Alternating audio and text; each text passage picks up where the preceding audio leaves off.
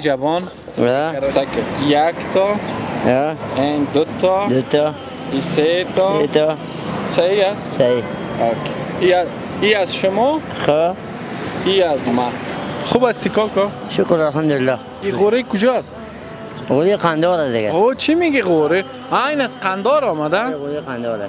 وای چه این تو دست شار میگردانی؟ اینجا میگردن دیگه. کل زی چند؟ ها؟ کل زی چند سرمایه است؟ این کلی سرمایه 300.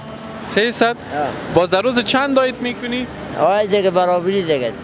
مثلا دیگه 200 300 دیگه باید میمان دیگه. خب و این تو کدام وقت شده که کلش خراب شده باشه طرف انداخته باشه؟ آه چند بچه انداختیم. چند نفر هستیم باز فامیل؟ فامیل 12 نفر. 12 نفر این مشکلتان حل میکنه باز از دیگه خوره؟ خدا میربان دیگه. دیشب یادت از چی خورده بودی؟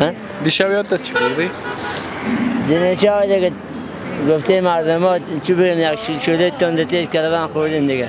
خب چی میگی؟ خیلی مایک مرا بگی؟ آه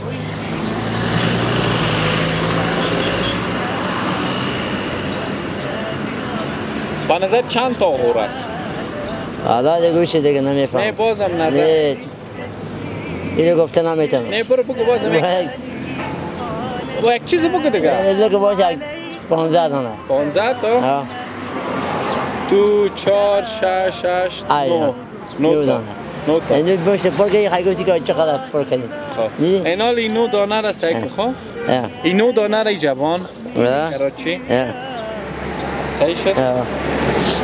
این حال سعی کن یک تا این دو تا این سه تا 4 تا 5 تا 6 تا 7 تا 8 تا 9 تا اینه صحیح است؟ صحیح. ای از شما ای از من صحیح است؟ گپی نیست. واسه تو خوش باش نه ما خوش هستم. در جانت خونه زده؟ نه تشکر